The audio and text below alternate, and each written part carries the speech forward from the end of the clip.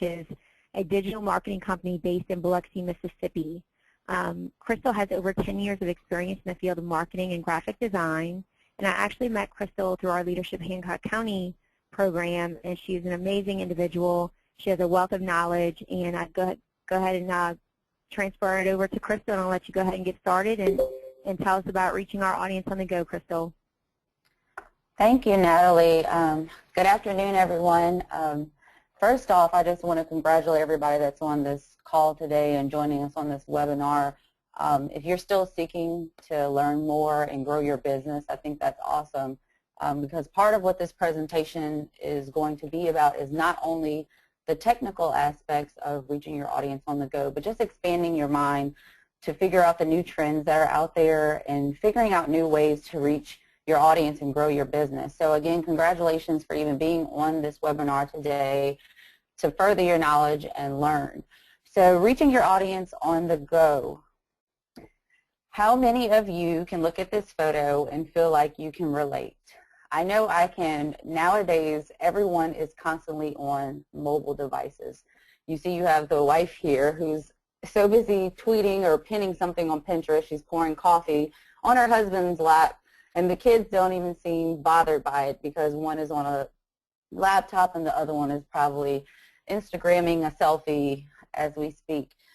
So what does this mean for your business? Well, mobile devices are on the rise. 90% of American adults have a cell phone. 58% of those adults have a smartphone. 32% have an e-reader. 42% own a tablet. And that's just American statistics. Over 1.2 billion people are accessing the web through mobile devices. And so this is another one that you probably can look at this photo and probably relate to. 67% of cell phone owners find themselves checking their phone for messages, alerts, or calls, even when they don't notice their phone ringing or vibrating. 44% of owners have slept with their phone next to their bed because they wanted to make sure they didn't miss any calls, text messages, or other updates during the night. And 29% of those owners describe their cell phone as something they just cannot imagine living without. So because we have a rise on these statistics of online mobile devices, how is a business going to connect with this user who is constantly attached to this device? So what does this mean for your business? Basically what this means for you is you will have to find new methods and new ways of trying to reach this customer on the go, and the way that you do that is by boosting your online presence. So there are several tools and several different platforms that you can use when it comes to boosting your presence online. A lot of them are through Google tools like Google Maps and Google Plus and Google My Business.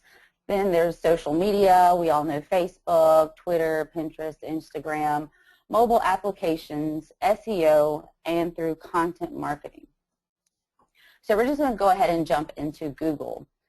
So 95% of smartphone users have searched for local information according to Google.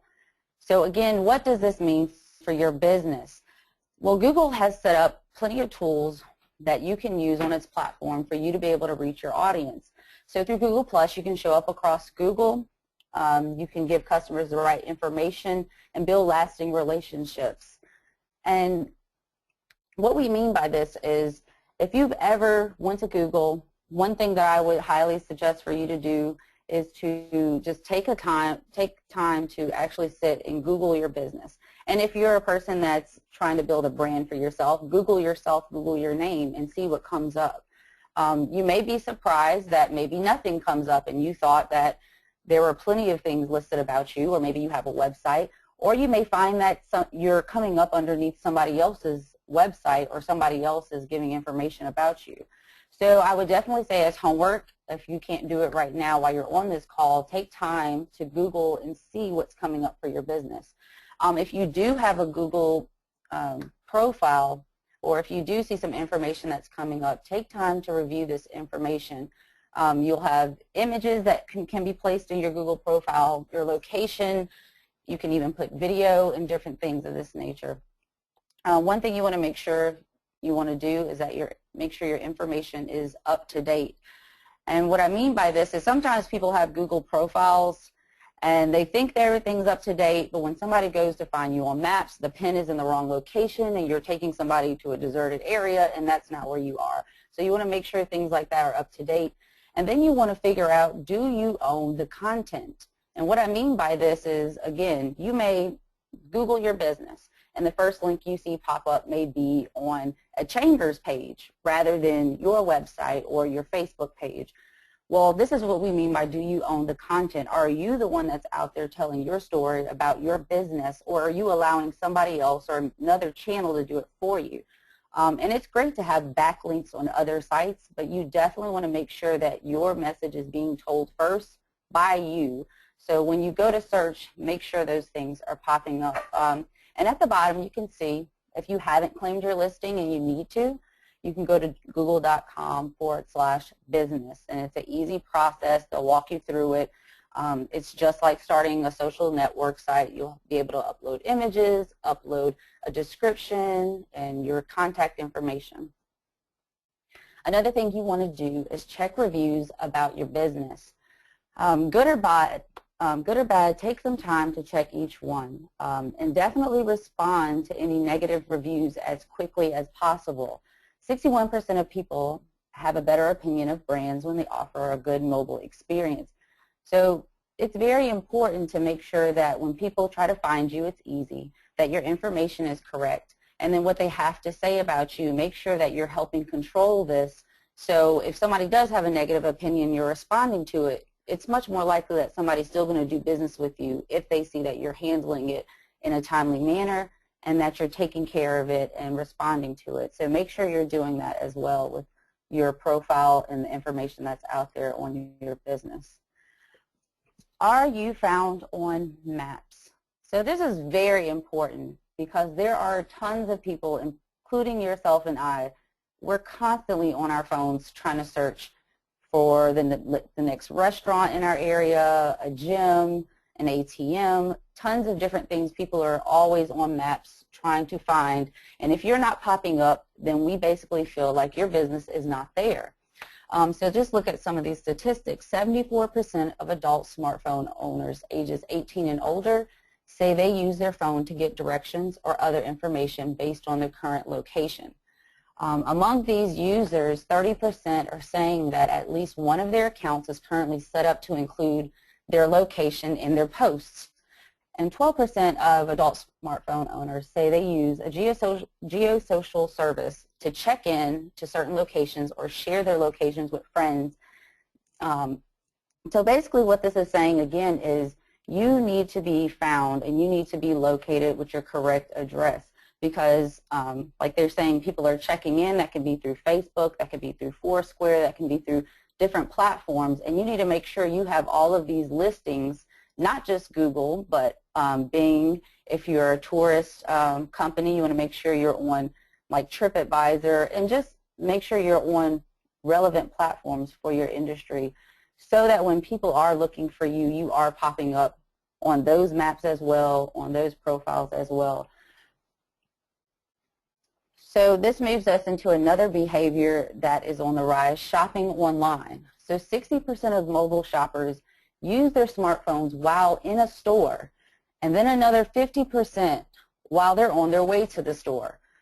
Tablet users tend to spend 50% more than PC users. So that's another statistic that's telling us that people are on their mobile devices when they're making these purchases, when they're looking for a product, when they're looking for a hair salon. And that could be the opportunity that you take right there to find the customer that's looking for that product at that moment. However, if you're not listed, if you're not on maps, if you don't have good SEO, a customer cannot find you, and that's a missed opportunity. So those are free things that you can do with Google, which is just claiming your listing, making sure you have your online profile set up and everything is in place so you can be found. Now you can amp it up and take your business to the next level with Google Adwords. And this is Google's paid service for you to be found.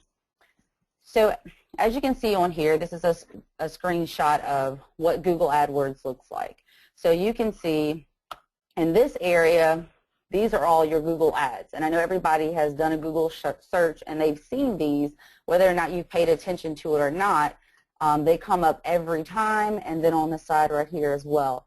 So basically what AdWords does is you can do things organically to be found, like how Colorado Springs Spas came up. This is organic, or these listings through Google Plus and Google Maps. However, you could compete with these listings that are coming up organically by putting in an ad campaign for specific keywords. Oh, excuse me, y'all, my screen. Okay, I apologize. All right, so what I was saying is you can put in an advertisement campaign that will actually allow you to show up in these locations, and then the way it works is by click. So you're not paying just to be listed here, but you're paying for every time somebody sees this and then clicks through to your site. There's several different ways that AdWords can be set up. This is one of them. There's also products. If you've ever, let's say you put in Ninja Turtle plush toys, and sometimes you can see at the top they'll have a few icons of what you're looking for, and then it lists where it comes from. Well, that's another position that you can pay for to get a spot on to list a particular product. And the way it works is through keywords. So whatever you think your customer is typing in, let's say it's what to do on the Mississippi Gulf Coast. Well, if you're bidding for those keywords, when someone goes to type that in, this is the opportunity that you'll be able to be found in these locations. And every time somebody clicks through, then you'll pay for that, but that's a person that is looking for you, so it's a qualified click and a qualified lead. So let's just kind of go over paid versus free. So a lot of people, the mindset is, well, if I can do it for free, why would I pay to do it? Why would I pay this? I can already be listed on top at Google by just entering my name and my website, and everybody's going to find me. Well, with paid, you're able to control and test more variables. And what I mean by this is you're actually able to the nitty-gritty of a person's age, where they come from, everything that you can think about a person's behaviors, their interests. You can target specific people and specific customers and get those people, which again is a more qualified customer and a qualified lead versus just any and everyone. So also you can get almost immediate feedback on your efforts.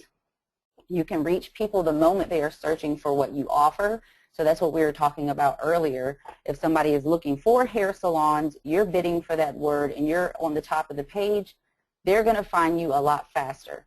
Control your budget with no minimum spending amount. So this is another good thing with Google AdWords. You can control your budget. There's not a certain amount that you need to spend to get started.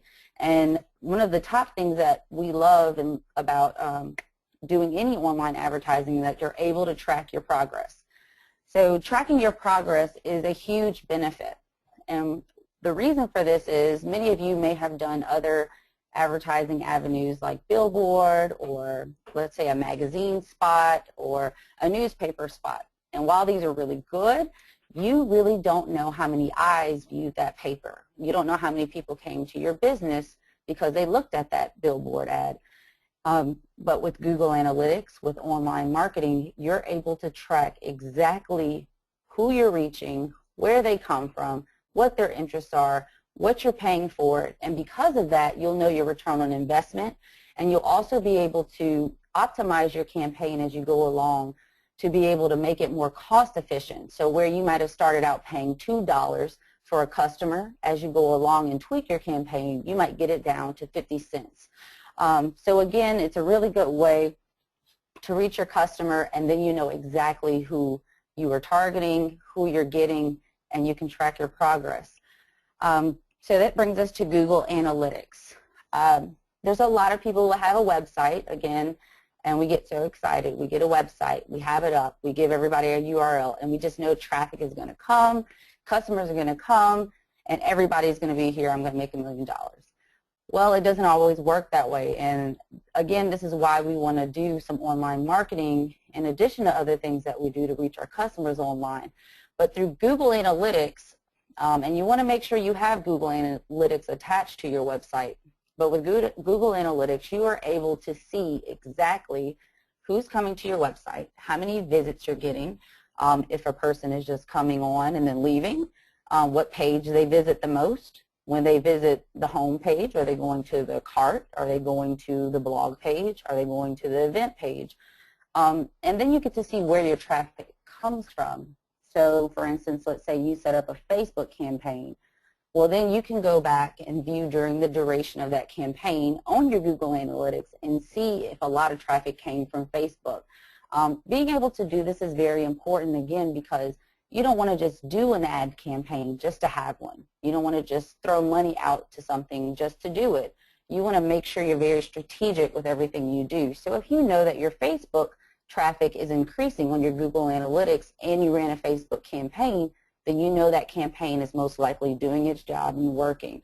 So again, another plus to online advertising is being able to track every nitty-gritty little detail about who comes, where they come from, and how long they're staying on your page.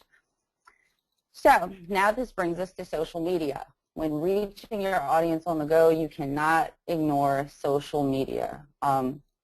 Quick stat, among those users we were describing earlier, 39% say they check into places on Facebook, 18% say they use Foursquare, and 14% say they use Google Plus, among other services. So this is what I was talking about earlier about when somebody comes to, let's say, your restaurant, they can check in. If you have your profile set up, they can check in on Foursquare, check in on Facebook, and let people know that they were at your location. So social media, it can be very overwhelming. There's so much going on, so many news feeds, so many users. So people usually are like, what do I spend? What should I post? And how often should I post? And I usually just tell people, take it one step at a time. It can be overwhelming, but there are a few methods in place that you can use. So first of all, before we even begin a campaign, and this is even with your Google Analytics, your Google Adwords or any other online campaign, you want to decide on your objectives. If you don't know the end in mind, then you don't know what you're going to do to get there. You're just going to haphazardly spend money, hopefully get some people through to your website, but you have no idea what you're trying to do. So you want to decide on your objectives. Some of these can be your branding. Maybe you just want people to be aware of who you are and what your message is. Website clicks. Maybe you want to drive traffic, and that's your #1 objective. Maybe you're an e-commerce site and you're selling things online, so of course you want your sales to boost. Or maybe you're a chamber and you want event attendance to go up, so that's a major focus for you. One thing we can say is objectives will tell you everything. So once you know your objectives, you can implement them. So how many people can relate to this when posting on social media? Are you reaching the same 3 people? So a lot of times, again, when we talk about free versus paid, people want to say with social media, well, why am I going to pay money to run an advertising campaign when I can post all day, every day for free, and I have 1,000 likes on my page? Well, if you've ever noticed, it doesn't matter how many likes necessarily you have on your page, you may be getting the same 3 people liking, sharing, commenting on every post that you post. And for some reason, you just cannot break through that 3 people like barrier.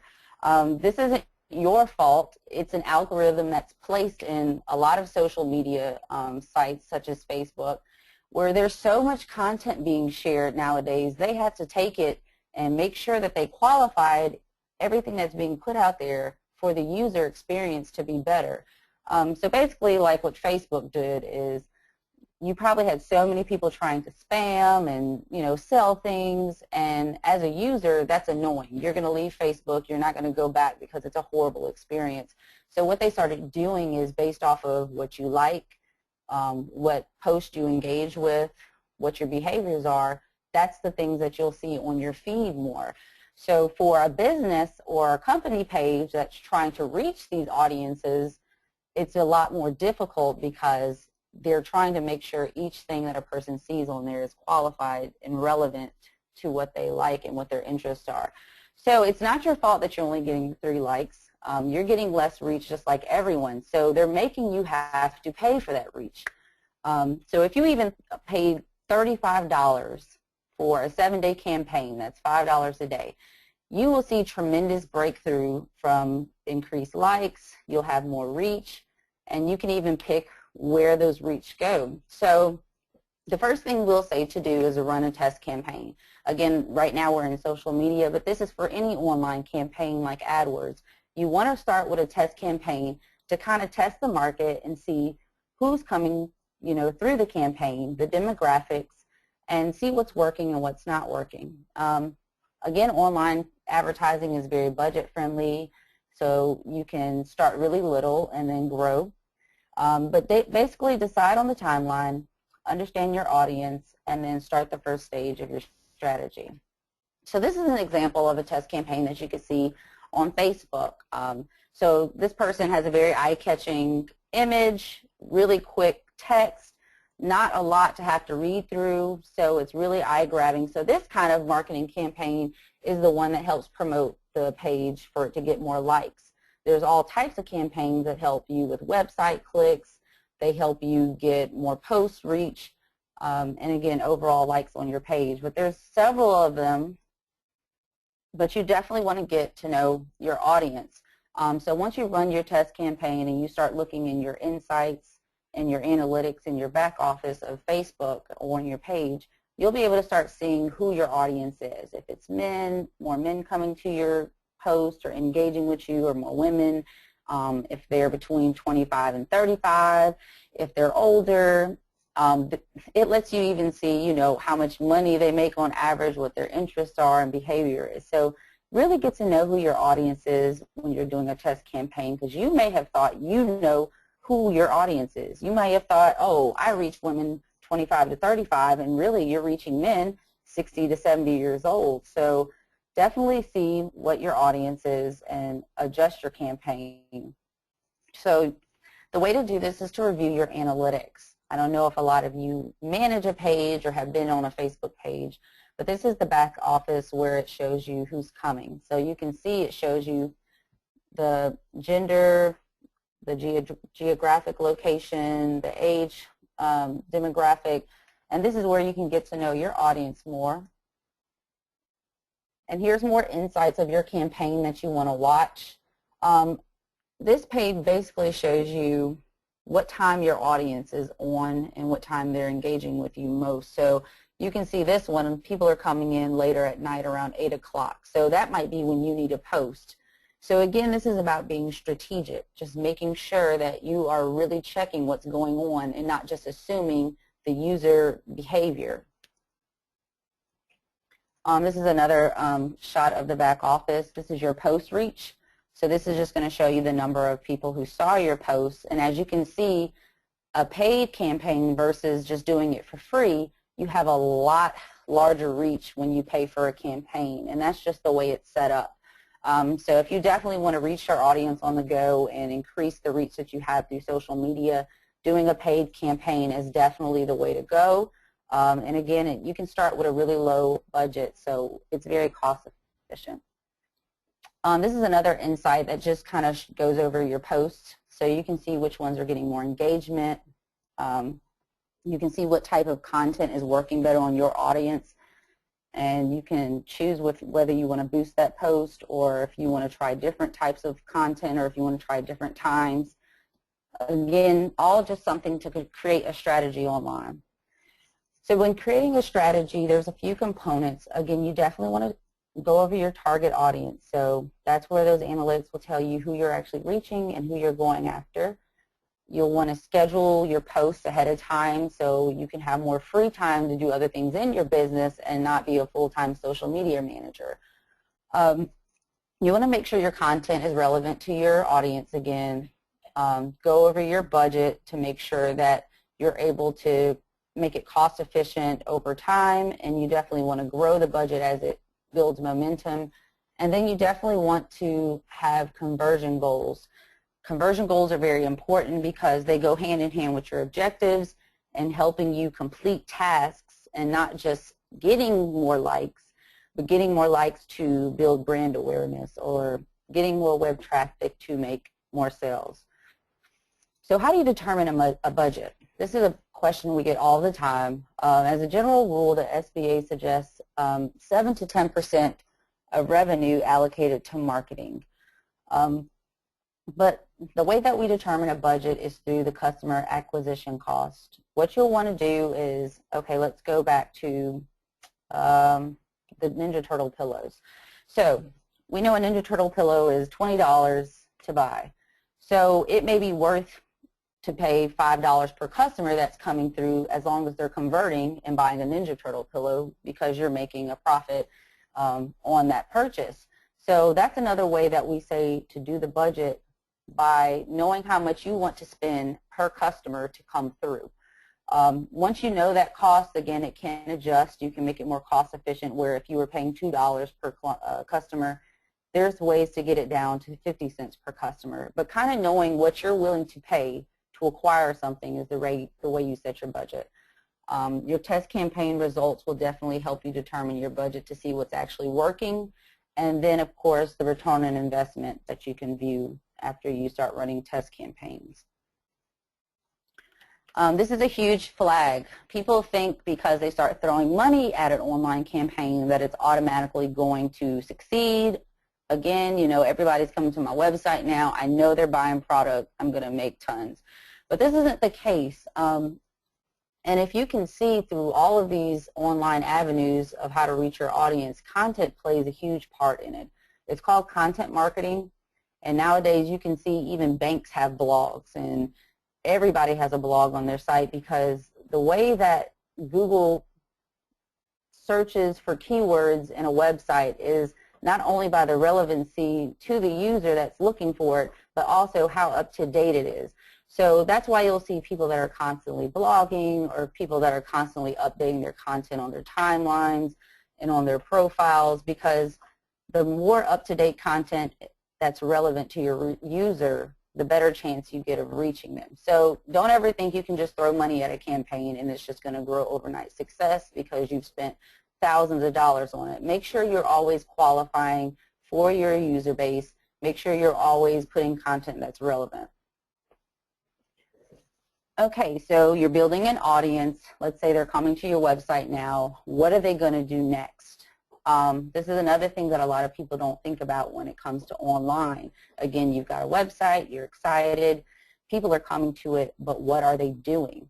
So this goes back to the analytics. If you remember earlier in the slide, there was an analytics page that I was telling you that you can see if somebody comes to your home page, if they go to the shopping page next. You really need to know when a customer comes on your site, what are they going to do next? And it has to be very strategic. Are you wanting them to sign up for a newsletter? Are you wanting them to subscribe to something? Are you wanting them to open a video and view it on YouTube? Are you wanting them to get to the cart page? Are you wanting them to download a freebie? Whatever those conversion goals are, you really need to think about them and have them in place so you can track what's working. Because again, we don't just want to have online advertising and throw money at a campaign just to get traffic. We want them to do something. We want that return on investment. So you can see in this graphic, this is a marketing funnel where everybody's channeling in from Google, YouTube, LinkedIn, Twitter, blog feeds, Facebook. So this is the opening of the funnel where everybody's coming in. And then you'll get some people that will whittle down where they're actually relevant leads and they're actually trying to convert. And then towards the bottom, you'll find that niche user, that niche customer that is built for you that will convert and that will actually purchase something or actually do one of these conversion goals. So again, you want to make sure you're very strategic, make sure you have your objectives in mind, and conversion goals can be set up through Google Analytics. So let's say you do have a newsletter subscription that is your top priority. We want to build our user base through the database of news subscriptions. You can put tracking codes in those pages that will allow you to see that these goals are getting completed. And again, when you're going through your advertising analytics, you can see if it's working or if it's not. So it's very important. All right, so moving off social media and going into mobile apps. So everybody knows that basically anything that you need to do, you can do it online, and there's usually an app for it. Anything. Think of anything, look in your mobile app store, and you probably can find an app for it. So mobile apps is definitely another way to reach your customers on the go and your audience on the go. So we'll just look at some statistics real quick about mobile app users. So we already know that mobile devices are up, but 89% of the time spent on media is through mobile apps. So mobile app usage is actually increasing past mobile web usage. So people are on Facebook app, they're on YouTube app, they're on Target apps, they're on a ton of apps that are helping them do whatever it is they need to do, rather than going to their Safari web browser or their Chrome and actually looking it up. So you can see there's more time spent on the applications versus the websites. 11% of their time spent on media through mobile web is decreasing, and these numbers are always increasing as we go through time. So the more mobile, the more mobile devices that are coming out, the less and less people are on PC, the less and less people are actually using their web browsers. You can also see apps continue to dominate the mobile web. The percentage of time spent on apps is tons more than on mobile web. And I know that there's going to even be a bigger increase in this because everything is pretty much moving to mobile apps. Even TV is moving to where, if you've ever noticed, they have ABC on the go and they have Fox News on the go or ESPN. Everything is moving into an app format. So if you see that trend, this can mean something that you need to jump on and be a part of depending on what your business is. So how can it benefit your business? 4 different ways it can benefit. It can be an add-on or an enhanced feature to an existing product. It can be a new product or service offering. It could be a marketing and lead generation tool, and it could be a way to improve business processes. So you can see there's even law firms that are using them. It's just giving a higher user experience online, mobily. People love to have the simplest way that they can do anything. So if you have an app that they can use that makes ordering pizza online easier, they're going to use it. Anything that makes it a little bit easier, that's very friendly, that they can do on the go, they're going to be all for it. So I've gone over a lot of material. I even feel a little winded after giving so much information out at once because there's so much that can be done online. I've covered a small portion of it, and each one of these segments can be their own webinar because it gets very detailed. But one thing I would like to say is that we all believe in our office that you have a healthy marketing mix. We don't say just go with one thing and it's the proven golden ticket that's going to get you all of your conversions and your customers. You definitely want to test out a few different areas. You know, you want to do some SEO with some AdWords and with a Facebook campaign. You want to do a video campaign through YouTube, and you just got to mix them up. And even some offline marketing complements well with online. You know, if you're doing rack cards and you have, you know, your Facebook symbol on there, you definitely want to make sure your things on Facebook is up to date. So it all complements each other. It all works hand in hand. But you definitely want to be open-minded to not just being stuck in a one way of doing things. That's one thing that we see very often is that people have been in business for so many years and it's worked for them for so long, but times are changing. Technology is always growing, and that's one thing that's inevitable. Things are always going to be changing. So as a business owner, as an entrepreneur, as somebody that's trying to get out there and brand themselves, you want to make sure you're always staying up to date on what's current so you can be on top of it, you can be in the next trend, and you won't get left behind. So I just want to thank everybody for being on the call.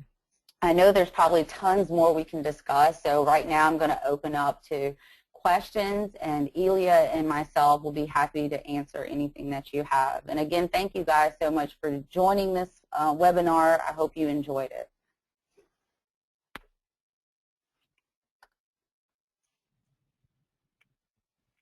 Thank you so much, Crystal. I'm going to go ahead and unmute everyone. If you have any questions, this is the time to go ahead and ask. You can also type them into at the bottom of the GoTo meeting panel. And just so that everyone is aware, the webinar has been recorded, and after we exit out of the webinar, I'll be rendering that and getting it on YouTube and being able to share it with all of you as well.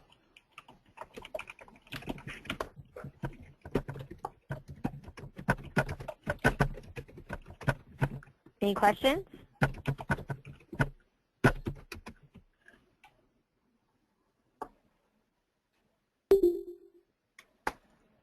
Well, I'm sure that everyone sees Crystal's contact information here on this last slide. So if you want to reach out to her personally, you can absolutely do that. Yeah, and I just want to throw in there, if nobody has any questions, we went over a lot. If you are interested in doing a Google AdWords campaign, there are people that are Google partners that can help you with a lot more support in setting it up so you're not overwhelmed to do it all by yourself. We are one of those Google partners, so we're able to run promotions and give you free money towards your campaigns if you want to run a test campaign. So I do want to have open that option up to everyone. Also, I would love to send you guys kind of a free guide over some of the stuff that we talked about today, just to kind of help you do some step-to-step at home or in your business when you have your own time to do it, just to help you out. And if you're looking for more tips like this, we have a newsletter you can subscribe to on our website, and you can definitely connect with us that way as well. So again, thank you so much for having me on this call, Natalie. It was really fun. I hope everyone learned something. Absolutely. Thank you so much for your time. We appreciate it so much. And again, if anybody has any questions, you can go ahead and contact Crystal directly. So until next time, thank you guys.